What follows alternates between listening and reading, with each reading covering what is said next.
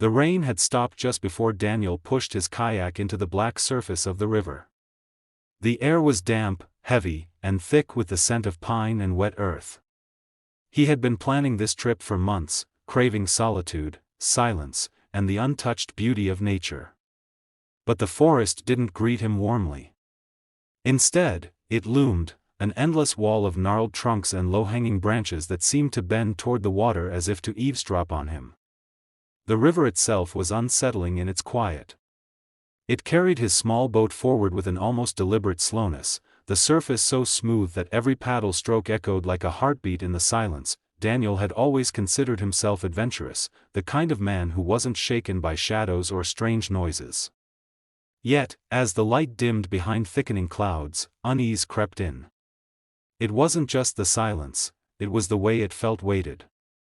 The forest wasn't passive, it was watchful. Every time he pulled the paddle through the water, he thought of how sound travels on still nights, how easily it could carry to unseen ears. He told himself it was nerves, that he was just adjusting to being so far removed from towns, phones, and headlights. But deep down, a thought stirred, maybe some silences weren't natural. By the time he reached the bend where the river widened, the last light had faded into dusk. He guided his kayak toward a sliver of shoreline where the trees opened just enough for him to set camp. Dragging the kayak across the wet mud, Daniel felt the coldness of the ground seep into his hands. He set up his small tent quickly, his flashlight beam cutting weakly through the fog rising from the river. The mist curled like fingers around his ankles, making the forest edge appear closer than it was. He lit a small fire, but the flames seemed reluctant, as if they too sensed the suffocating dampness pressing down on the clearing. Dinner was a packet of dried food, eaten in silence. No owls, no crickets, just the occasional drip of condensation falling from the branches above. Daniel kept glancing toward the tree line, half expecting something to emerge from the shadows. But nothing came. When the fire finally dwindled, he unzipped his tent and slid inside, pulling the flap shut. Yet the sense of being watched only grew stronger in the cocoon of fabric. He told himself that by morning the forest would look different, friendlier, less haunted.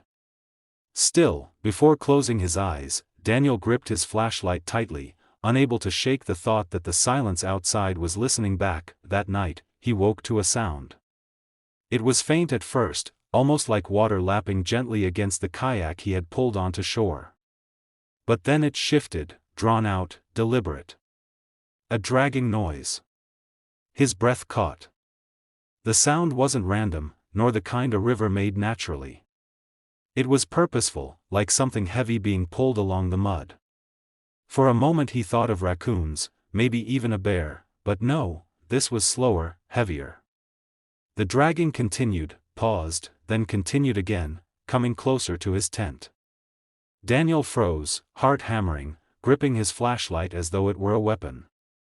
Outside, the mist thickened, and in the silence that followed, he realized the river was no longer the only thing moving in the darkness. The dragging stopped just outside the thin nylon wall of Daniel's tent. He didn't breathe, didn't move, not even daring to shift his weight on the sleeping bag. The silence that followed was heavier than before, charged with anticipation.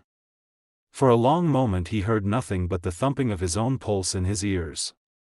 Then came a faint scratching, as though fingers, or claws, were lightly testing the fabric. His hand clenched tighter around the flashlight, ready to flick it on, but fear rooted him in place. If he lit the tent, would he reveal himself? Or worse, what might the light reveal standing outside? Minutes crawled by like hours. At last, the noise faded, swallowed by the mist and the steady lap of water against the bank. Daniel lay awake long after, muscles rigid, ears straining for the slightest sound. Eventually exhaustion pulled him under, though his dreams were feverish, filled with shadows pressing against the tent walls, dragging themselves through mud that seemed to stretch endlessly beneath his feet. He woke in short bursts, convinced each time he'd heard something moving in the trees, until dawn finally bled pale gray into the clearing. When Daniel unzipped the tent that morning, the air smelled of wet earth and smoke from the dead fire. His first glance at the river calmed him. The kayak was still there, bobbing gently against the shore. But as his eyes adjusted, he saw something else. Just beyond the waterline, the mud was disturbed. Long, uneven grooves scored the earth, parallel to each other, as though something heavy had been dragged toward the treeline.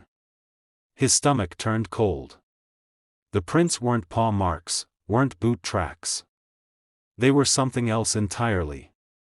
He crouched low, tracing the edges of one groove with his fingertip, noting how deep it sank into the earth. Whatever had made it, it wasn't small. Daniel's rational mind scrambled for explanations. A fallen branch being pulled by the current? Maybe a deer struggling across the bank? But the marks didn't lead into the river, they emerged from it. The grooves began at the water's edge and continued up into the fog-wrapped forest. He followed them a few steps before stopping, every instinct screaming not to venture farther. The silence was no less oppressive in daylight, it pressed on him with a weight that seemed almost alive. He swallowed, forcing himself to step back toward camp. Maybe he was overthinking it. Maybe. Still, he found himself glancing at the water again and again, half expecting something to rise from beneath its dark surface. That he tried to shake it off, busying himself with breakfast and reorganizing his gear, but unease stuck to him like a second skin. Each time the wind rattled the trees, he felt watched. Each time the mist shifted, he thought he glimpsed a shape standing just beyond sight. By mid-morning, he'd convinced himself to move on, packing the kayak and pushing back into the current. But as his paddle sliced the still surface, he couldn't escape the thought of those deep grooves in the mud, marks leading not away from the river, but straight out of it. The current carried Daniel forward with deceptive calm, the kayak gliding over water so dark it looked bottomless. He tried to focus on the rhythm of paddling, the dip and pull of the blade, the ripple spreading outward. Yet, every sound felt magnified. When a branch snapped in the distance, his head jerked toward the forest. When a fish broke the surface, he nearly lost balance, convinced something else was rising beneath him. The river had a voice now, or so it seemed, an undercurrent of whispers hidden beneath each stroke, a murmur that slipped just under his hearing and vanished when he stilled. Around mid-morning, the mist thinned slightly, revealing jagged cliffs rising from the water's edge. The stone faces were streaked with moss and vines, their shadows sinking into the depths below. Daniel felt strangely exposed here. Unlike the forest, there was no cover, no place to hide, just the yawning black water stretching on either side. A sudden splash echoed off the rocks, louder than it should have been. He scanned the water, expecting to see ripples from a fish or a log. Relief finally came when Daniel spotted a shallow bank where the forest opened just enough to allow him to land. His shoulders sagged with exhaustion as he dragged the kayak onto the mud, each step feeling heavier than the last. The air here felt different, not lighter, but thicker, as though the fog itself had weight. His first instinct was to build a fire, something warm and familiar to push back against the cold that had seeped into his bones. Yet as the flames caught, crackling faintly, Daniel couldn't shake the impression that the trees circled closer than they had before, crowding around his small patch of safety. He tried to eat, but each bite turned to ash in his mouth. His nerves were too frayed, his eyes constantly darting to the treeline. Several times he swore he saw something shift in the mist, a flicker of movement that vanished when he focused on it. At one point, a pale shape hung between the trees long enough for him to stand, heart racing, but it dissolved like smoke, leaving only branches swaying in the still air.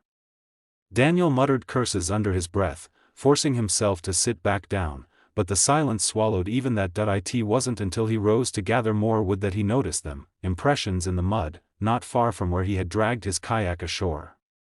At first glance they looked like footprints, but they weren't shaped like boots, nor paws.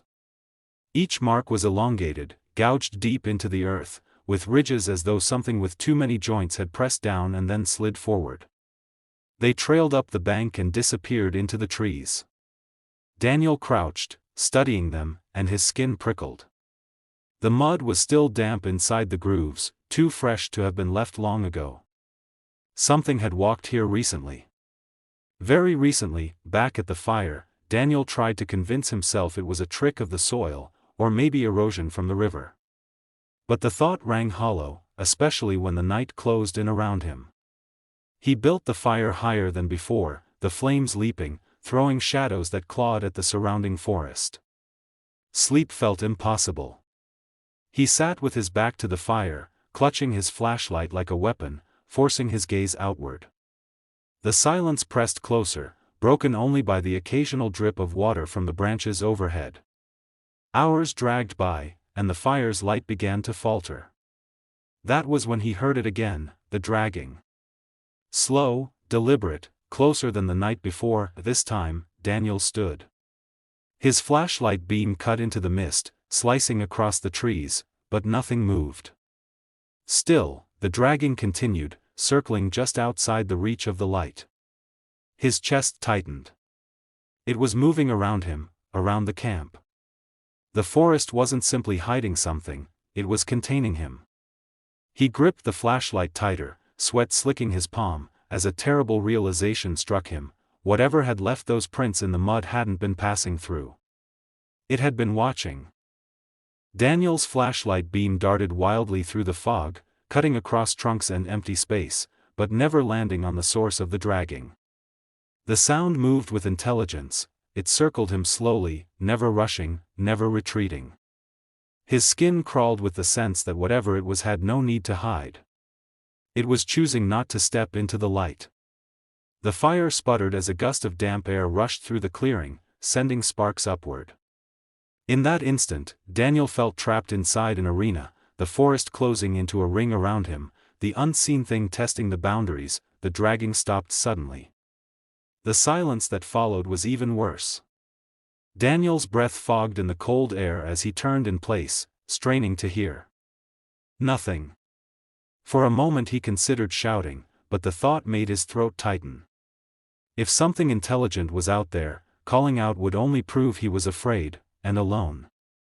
He lowered the flashlight, trying to appear calm, but every nerve in his body screamed to run. That was when the sound returned, not dragging, but tapping. A slow, deliberate strike against wood. Tap. Tap. Tap. Each note echoed faintly, carried by the fog, impossible to trace. His hand trembled as he swung the light toward the tree lean. This time he caught it, or thought he did. A shape, pale against the dark, leaning unnaturally between two trees. It was gone before the beam could hold it, but Daniel's heart slammed against his ribs. He stumbled backward toward the fire, his foot sinking deep into the mud. The tapping ceased, leaving only the brittle crackle of the flames. The forest seemed to lean in closer, suffocating him with silence again, daring him to look away. By the time dawn crept into the clearing, Daniel hadn't slept a second. He sat rigid by the dead fire, the flashlight long since dimmed, his eyes bloodshot and raw from staring into the dark. When morning light finally broke the fog, he forced himself to his feet, every muscle aching. He scanned the bank, desperate to convince himself it had been exhaustion, nerves, imagination. But the ground told a different story. Around his camp, in a wide, deliberate ring, the mud was disturbed. Not footprints exactly, but grooves, deep channels etched into the earth.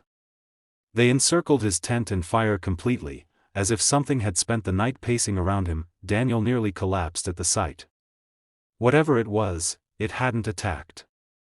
It had studied him. Tested him.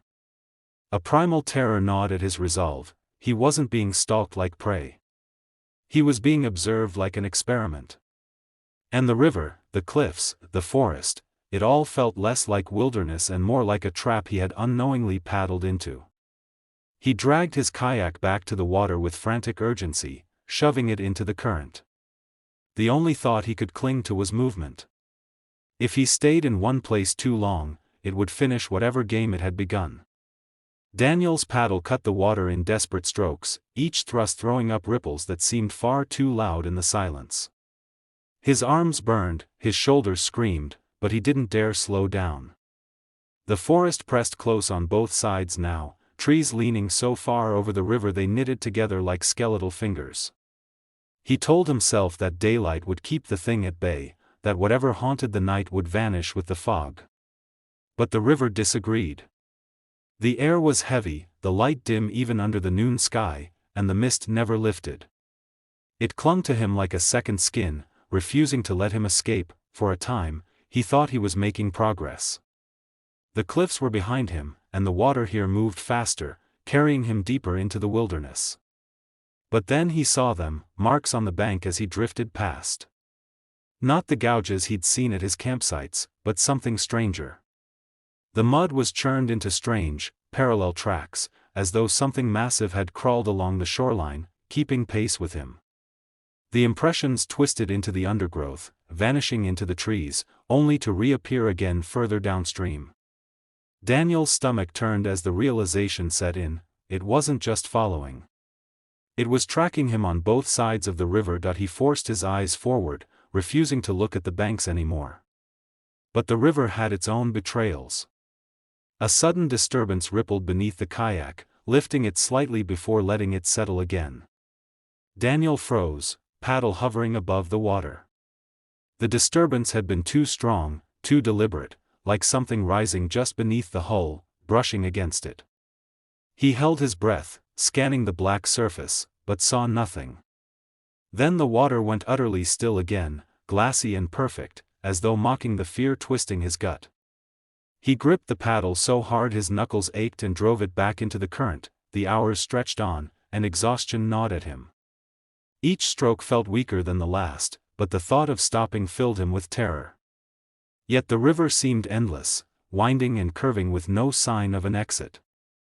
At one bend, he spotted a tree fallen into the water, its roots clawing upward like twisted arms. Something hung from one of the roots, a shred of fabric, soaked and darkened. Daniel's breath caught as he slowed to look. It wasn't a branch or moss. It was a piece of clothing. Torn. Faded. Human. His stomach flipped, and before he could stop himself, he paddled harder, leaving the grisly sight behind, but escape was an illusion. As the day dimmed toward evening, the river widened into a still basin where the current all but stopped. The kayak drifted helplessly into the dead water, the silence pressing closer with every second. Daniel's nerves screamed at him not to linger, but the water refused to carry him further. It was as if the river itself had conspired to trap him here. He dug his paddle in with every ounce of strength, but the water resisted, heavy, unmoving. The mist curled low over the surface, and from somewhere across the basin came the sound he dreaded most: the dragging. Slow. Rhythmic. And closer than it had ever been. The dragging sound echoed across the basin, steady as breath, circling the edges of the water. Daniel spun his kayak in frantic sweeps, the paddle slapping the surface, but the fog erased any sense of direction. The mist hung so thick it seemed alive, curling in tendrils that twisted into shapes before dissolving again. He tried to steady his breath, but panic clawed at his chest. Every instinct screamed that something was moving just beyond sight, pacing him, waiting. The basin felt less like a river and more like an arena, silent, watching, holding its breath. Then the sound stopped. The silence that followed was worse than noise, thick and suffocating. Daniel forced himself to look down into the black water, afraid of what he might see reflected. For a moment it showed only his pale face, fractured by ripples.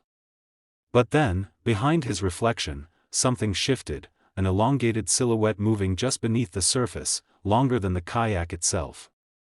He recoiled, nearly tipping the boat, heart hammering so hard he thought it might split. When he dared glance back, the water was smooth, flawless, as though mocking him for looking at all. A faint splash broke the silence to his left. Daniel whipped his head toward it, flashlight trembling in his grip. The beam cut through the mist and landed on the bank. And there, it stood. A figure, impossibly tall, its limbs too long, body pale against the dark.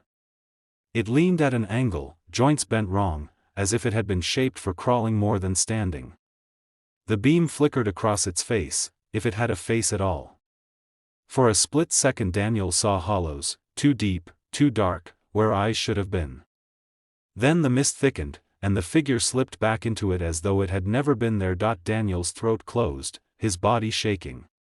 He wanted to scream, to do anything to release the terror clawing inside, but his voice was gone. He gripped the sides of the kayak as if it were the only thing tethering him to reality. The dragging resumed, closer this time, circling tighter. It wasn't in the water. It wasn't on the bank. It was everywhere.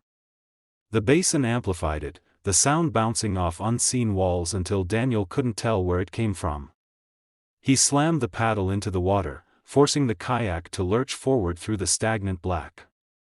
He didn't care where it took him, anywhere but here. The kayak broke free of the basin's stillness, slipping back into a narrow current that pulled him downstream. Relief was fleeting. The dragging followed, weaving through the trees along the bank, always near, never rushing. Daniel's mind reeled with the image burned into his eyes, the pale figure leaning wrong, watching him with hollow sockets. For the first time, he understood this wasn't an accident, nor a chance encounter. The river hadn't brought him here by mistake. Something had been waiting for him all along. Morning came reluctantly, gray light filtering through the mist like diluted ash. Daniel's body ached from paddling through the night, his hands blistered and raw. The river had carried him away from the basin, but it didn't feel like freedom. The silence still clung to him, and every bend of the river whispered the same dread. The thing was still following. He didn't see it, not in daylight, but he could feel it, just out of sight, waiting for nightfall. His nerves frayed with every ripple of water, every shift of the trees on the bank. By mid-morning, Daniel spotted something unusual, a clearing up ahead where the bank sloped gently into the river. At first he intended to pass it by, unwilling to risk stopping, but something on the shore caught his eye. He slowed, guiding the kayak toward land. The mud was scarred with gouges again, deep channels etched into the earth. But among them, half buried in silt, was something human. A torn backpack, its straps frayed and stiff with rot. Daniel's throat tightened as he pulled it free, water and mud spilling from its seams. Inside he found what he had dreaded, a journal, its pages warped and smeared, the ink running like veins. He crouched in the mud, flipping through the ruined book with trembling fingers. Most of the writing was illegible, drowned by water and time, but fragments stood out. Words like watching, dragging, and circle repeated in shaky, desperate script. The final page was the worst, scrawled so hard it tore the paper. It doesn't stop. It waits until you can't move anymore. Daniel felt the words claw into his mind, echoing his own experience with a chilling precision. Whoever had written this had walked the same path. And they hadn't made it out. A rustle in the trees snapped him from his trance. Daniel stuffed the journal into his pack, heart hammering. The silence pressed harder, as if punishing him for discovering another victim's truth. He backed toward the kayak, his eyes locked on the tree-line. Nothing moved, but the air carried a charge, a pressure that made his skin crawl. He shoved the kayak into the water and climbed in, paddling hard, desperate to put distance between himself and the clearing. Yet even as the shoreline slipped behind him, the image burned in his mind, the ruined backpack, the words carved into waterlogged paper, proof that he was walking a path others had not survived. The river narrowed again, pulling him deeper into the trees. The sun did little to push back the fog, and Daniel realized with dread certainty that he wasn't simply lost. He was being funneled, guided, drawn farther into a place where escape was never meant to exist. The journal's warning echoed in his head, chilling him more than the dragging ever had. It doesn't stop. Daniel paddled until his muscles screamed, driven less by willpower than by sheer terror. The words from the journal gnawed at his mind, twisting with each stroke of the paddle. It doesn't stop. It waits until you can't move anymore. He knew now that he couldn't outrun it. The river wasn't an escape, it was a corridor, funneling him towards something inevitable. But stopping felt like death, so he kept moving until the sky dimmed, the light thinning into evening. When the fog thickened again, he felt his pulse spike. Night was coming. And with night, it would return. He found no suitable place to camp, only steep banks and choking trees. Exhausted, he finally pulled his kayak against a patch of mud beneath the roots of a fallen tree, praying it would be enough cover. He didn't bother with a fire this time. Fire hadn't protected him before. Instead, he crouched in the dark, clutching his flashlight and knife, eyes locked on the river. The silence deepened, pressing into his ears until it hummed. Then it came. The dragging. Slow, patient, circling along the shoreline. It was closer now, deliberate, as if it knew he was too tired to run. The flashlight beam swept across the mist, catching only trees and empty water. But the sound didn't hide anymore. It grew louder, the rhythm steady, circling tighter, until the mud just beyond the roots trembled with each pull. Daniel's breath quickened. Then the sound changed. No longer dragging, now splashing. Something was stepping into the water. He swung the beam wildly, heart slamming. Ripples spread across the surface, converging toward his kayak. The black water bulged as though something vast moved beneath, forcing Daniel to stumble backward into the shallows. The beam finally caught it. A shape rising from the river, taller than any man, limbs jointed wrong, its pale body glistening with slime. Its arms dragged against the water as though too heavy to lift, fingers gouging grooves into the mud with each step. Where its face should have been, only hollow pits stared back, deep and endless. Daniel screamed, the sound cracking into the night. The thing tilted its head, a grotesque mimicry of curiosity, before letting out a sound that froze the blood in his veins, a low, wet rasp, like breath dragged through waterlogged lungs. Daniel turned and fled into the forest, stumbling over roots and branches, the flashlight beam swinging wildly. Behind him, the dragging resumed, louder, closer, relentless. It didn't run. It didn't need to. The sound followed no matter how fast he moved, always at his back, always just beyond the light. He crashed deeper into the woods, lungs burning, every step a desperate fight against the mud that tried to pull him down. And still the thing came on, unhurried, unstoppable, the rhythm of its pursuit echoing the words carved into the ruined journal, "It doesn't stop." Daniel's legs carried him blindly through the undergrowth, branches clawing his face, mud sucking at his boots.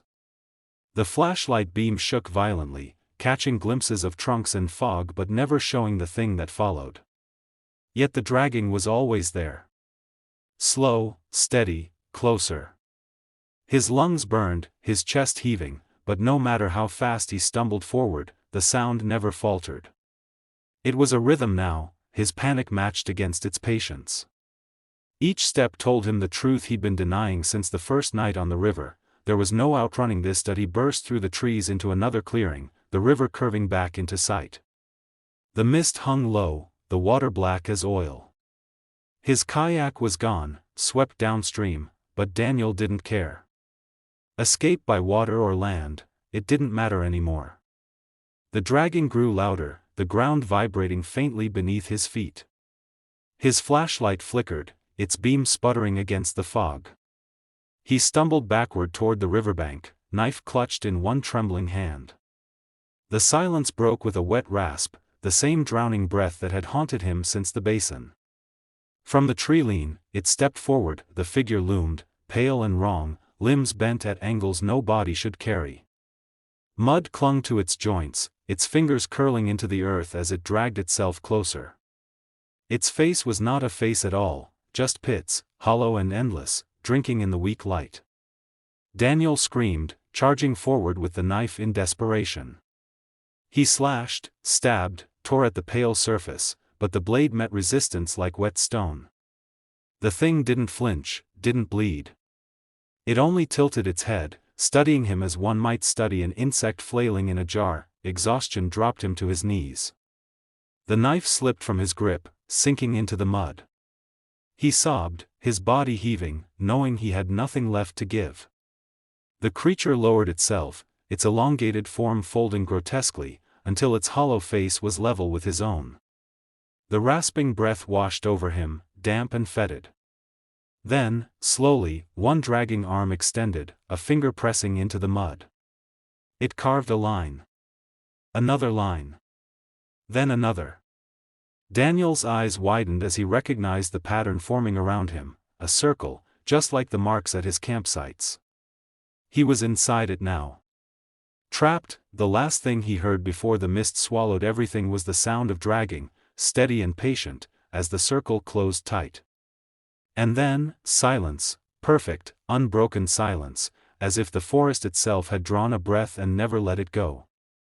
The river carried on beyond the clearing, black and endless, waiting for the next kayak to drift into its grasp.